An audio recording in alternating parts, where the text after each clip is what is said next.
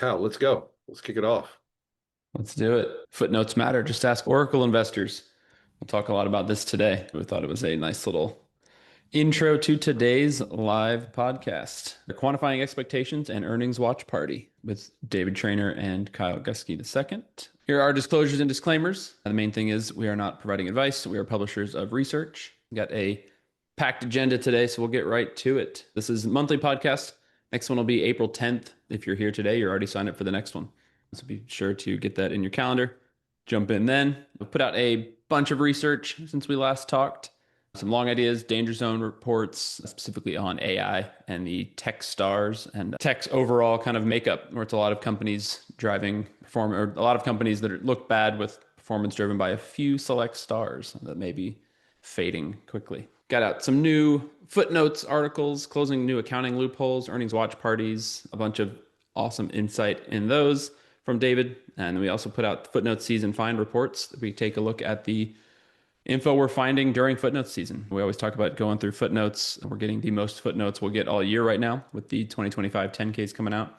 So we put out some reports on what we're finding there. But on today's agenda, we'll talk about some upcoming trainings, and then we'll get into the meat of it. We got some new features, reverse DCF case studies, earnings watch parties. So we'll go ahead and jump right in. Upcoming trainings, we do have an ideas dinner for pro and higher members on March 17th at 4 p.m. Eastern. And then we've got a Super Stock Summit 2026. That will be next week as well, on March 18th at 1 p.m. Eastern. And we'll send out some registration links via email, but I'll also put one in the chat today. So anyone who is here can go ahead and get signed up for that. There's some more info on it on the registration page and everything. But we'd love to have you join there to talk about super stocks and finding opportunity in the current market. So there is the registration page in the chat there. But up first, we got some exciting news. I'm going to kick it over to you, David. FinSight is here.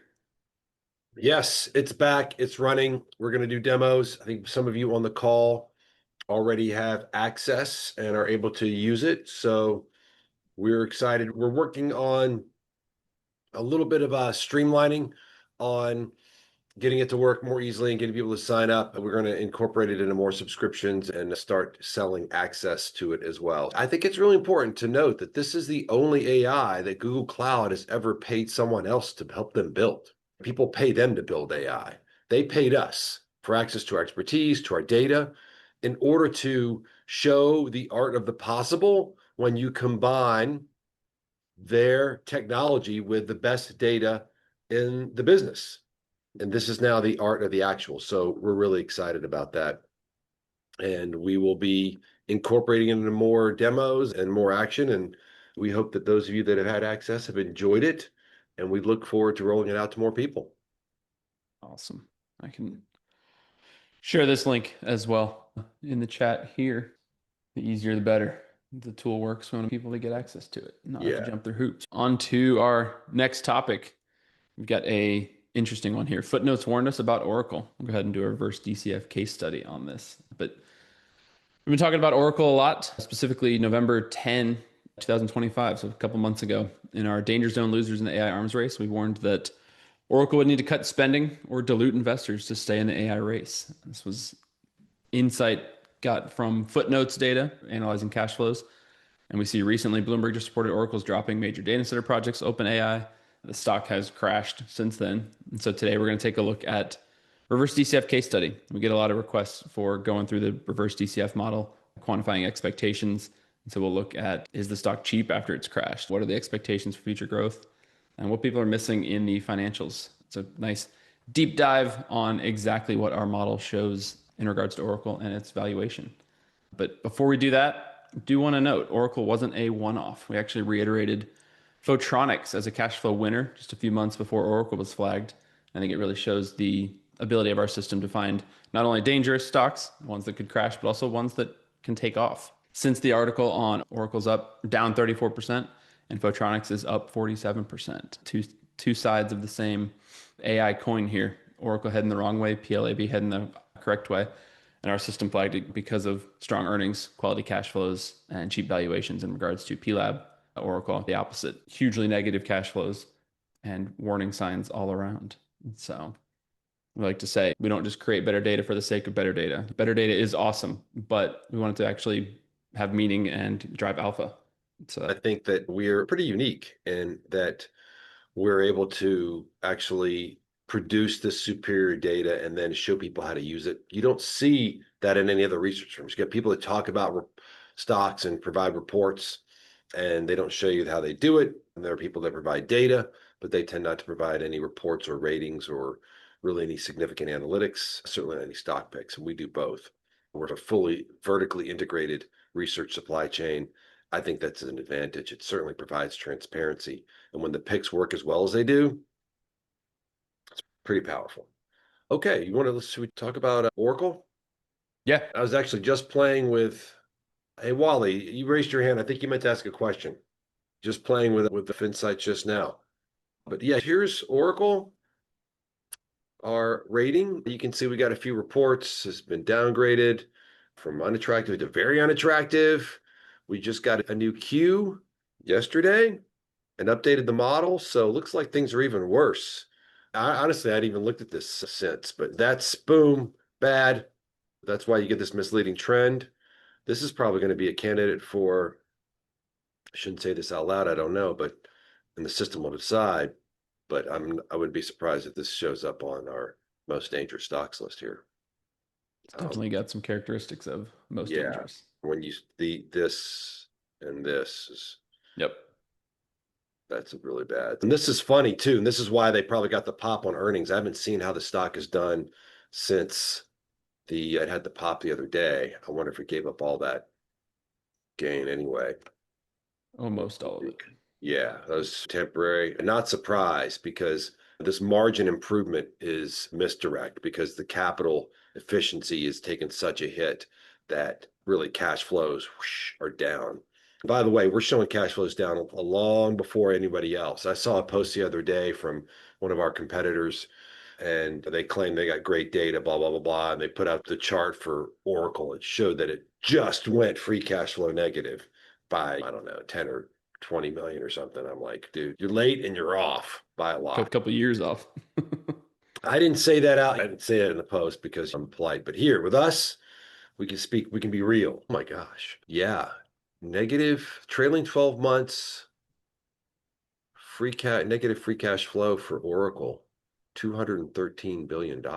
And for all of 2025, now I think 26 billion here. So yeah, the balance sheet's a disaster. So let's take a look at the reverse DCF. I put together a couple scenarios to give people to get a sense of like how expensive this baby is.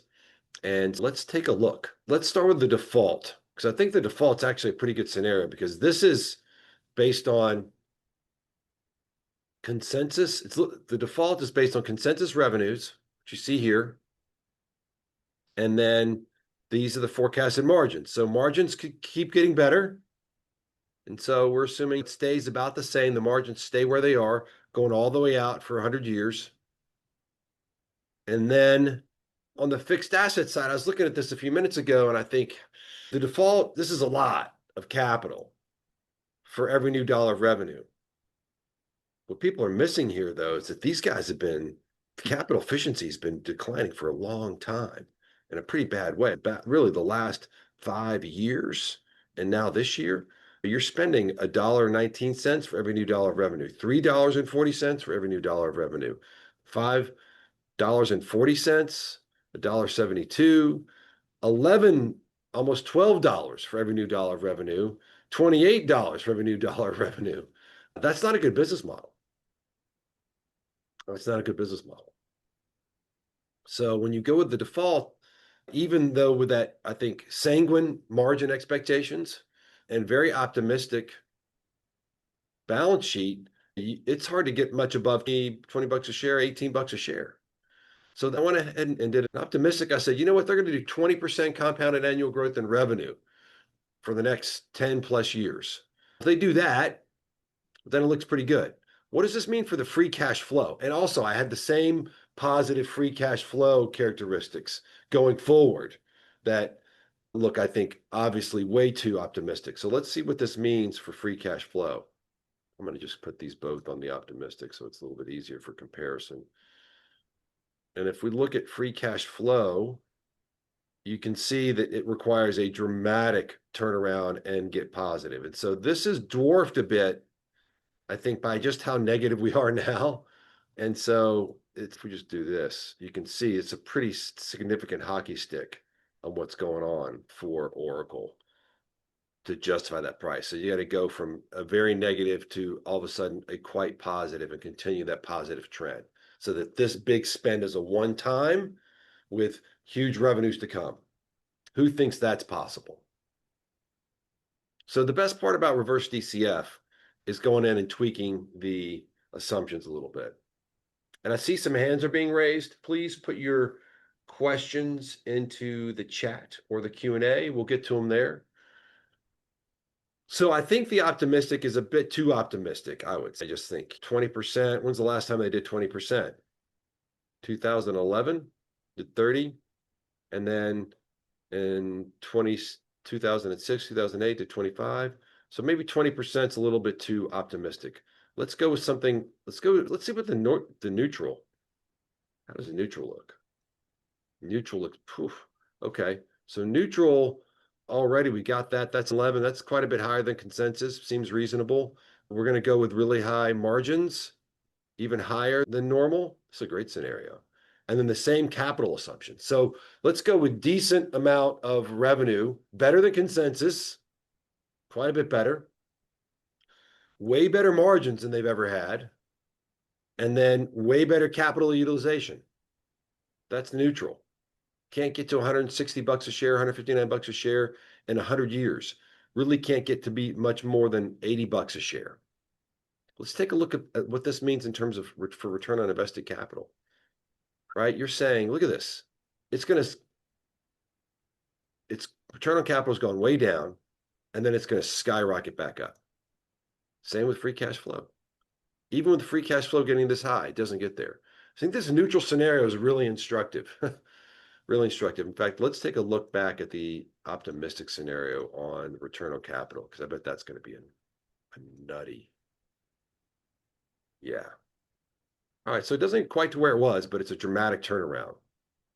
And I would say very dramatic and unlikely, considering that I think we're in a different regime. We're not just out there like collecting people's data off the internet and getting them to put their preferences and stuff into an interface that we can then monetize, Google and Meta. But we're in a much, and I've been saying tech is turning into industrials and materials, the way they got to spend on the balance sheet. I think it's interesting to see that ROIC number basically has to get back to before their free cash flow started declining, that 2021 level. So it's like, yeah, if we can just erase the past 5 years, get back to that, things look good. But that seems like a very optimistic scenario at this point. Yeah. Super optimistic. Does anybody want to suggest some different numbers in here? I feel like these are two really pretty good scenarios. Let's knock the optimistic down to, let's see, that's 25. Let's go 15, 10, 10. You know what? Let's go 15 for 5 years at least. I think this is still very optimistic, even at that level. We'll see how it goes. All right. This is the new optimistic. 17 years, a 12% CAGR. So that's at least you got something. Let's see here, gap one. That's a pretty, there's the ROIC, and then there's the free cash flow. Pretty dramatic turnaround there. Free cash flow better than it's ever been. So I would say that's a really optimistic scenario priced in there for Google. Great question in here. This is reverse DCF. This is for institutional clients. This is an institutional client tool. And the question was, where can we see the default assumptions for the rating? So if you're looking up here, you're like, well, what's the default scenario assumptions? You can see those, a summary of those at the bottom of this page, where it'll show you the summary of what you get on the default scenario. So for example, for a default, 3.3, 15.2, 100. There you can see effectively those are the summary. Without giving you the whole forecast page, which is something that most people wouldn't want to see anyway, this is the summary there. So I think that's the answer to your question, John. Let's see here, Gerard. I think that's a good comment. This is the hard thing about tech today. We have 30 years of moving to asset-light operations and farming everything out. Over that time, I suspect, but don't know that spend rates have declined, drifted down maybe. I would suggest AI will accelerate growth as tech moves to a heavier asset business model. I think growth rates have been good, Gerard. They've been great. Profits have been amazing for tech companies. But I think you're right. We are moving to a heavier asset business model. And really, I think so much of the business models the last few years have been on, for Apple, super small devices. Microsoft, it was all intellectual property. For Google, it was all customer information. For Meta, it was all client information. And Tesla was never a good business anyway. Big tech company, it never made any money. Been saying that for 10 years.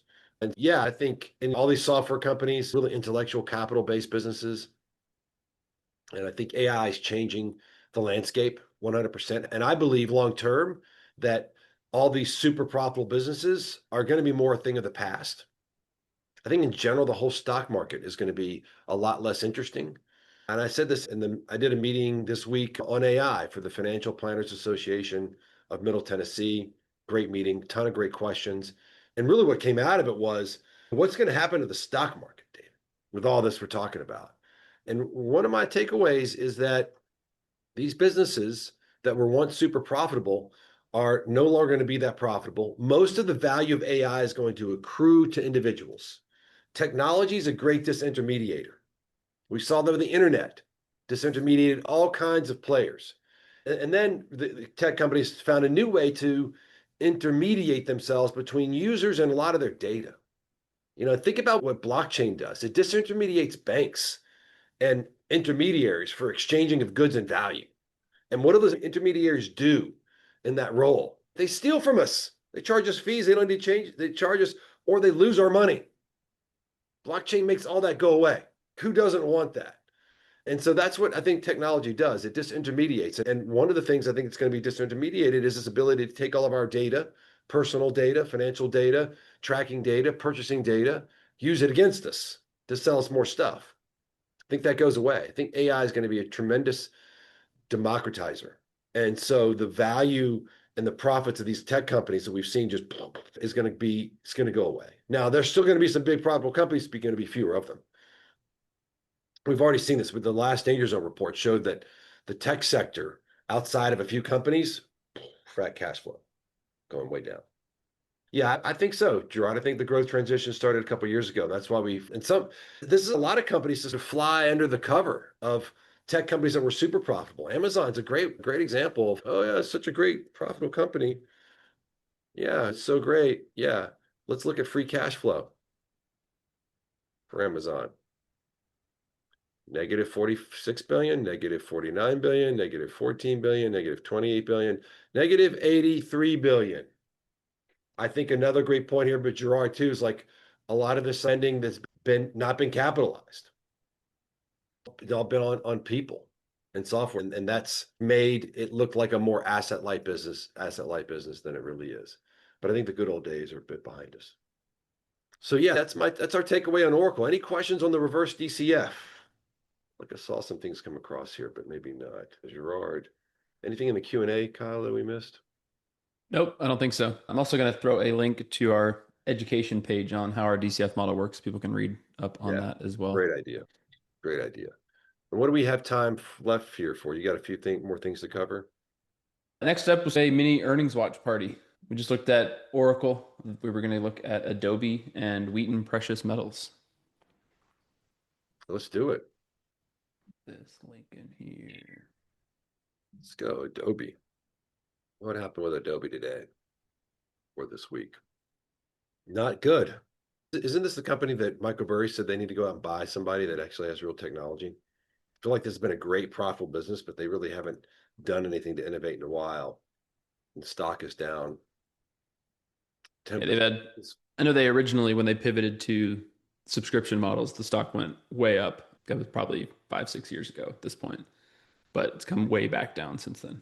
Down 33% over the last year, starting to get cheap. Yeah, I don't know, man. If we were going to try to ever got an attractive rating, but to be tough to pitch this as a long idea, just given I'm not sure what the moat looks like here. Yeah, leadership changes don't help. Nobody likes to see that. What was the Wheaton Precious Metals? We'll do that one last. What's the other one? The other one was Oracle. They were the big earnings report this week. Ah, oh So yeah, I we already did that one. kind of Already looked at done. that one. Yeah. Yeah, we saw Oracle, I think just coming back to on the earnings report, it went up, it didn't stay up for very long. I'm sure it's a relief rally. A lot of big investors own this. So it's a relief, like, oh my God, this stock's just been getting beat up like crazy for a while here. Year to date, 20%. It's up 5%. But really, honestly, the real chart, 6 months is probably the one. This is because this is when, right here, Yep. November 10th, that's when we called it. Uh, And I think since then it's down. You showed me, Kyle, 34% was in the slide a minute ago. Yep. And Photronics is down, is up like, Almost 50. yeah. I think that I want to take a second. We worked really hard. We said, look, it's hard to find good AI stocks because everything's so expensive. But we found one. We had two, I think. We found two. Arrow and Photronics, I think both have done well, especially in this time frame. Took a while for people to catch on because they were so enamored with, Oracle and all these other guys. But yeah, I think it's a good dichotomy there. All right, Wheaton Precious Metals. Before we Can, go there, I just see John had a question about sharing this. I believe the answer is yes, but just want to answer that on the call. can we share this? John, do you mean the replay? Is that what you're talking about? Or are you taking a bunch of screenshots of all these ratings and cool things I'm showing you to send it out to people? That I don't really want you to share. But yeah, no, the replay, absolutely. The replay goes public. There's pretty much everything goes public unless you hear otherwise, and except for the long idea dinners. Those stay private to professional and above subscribers.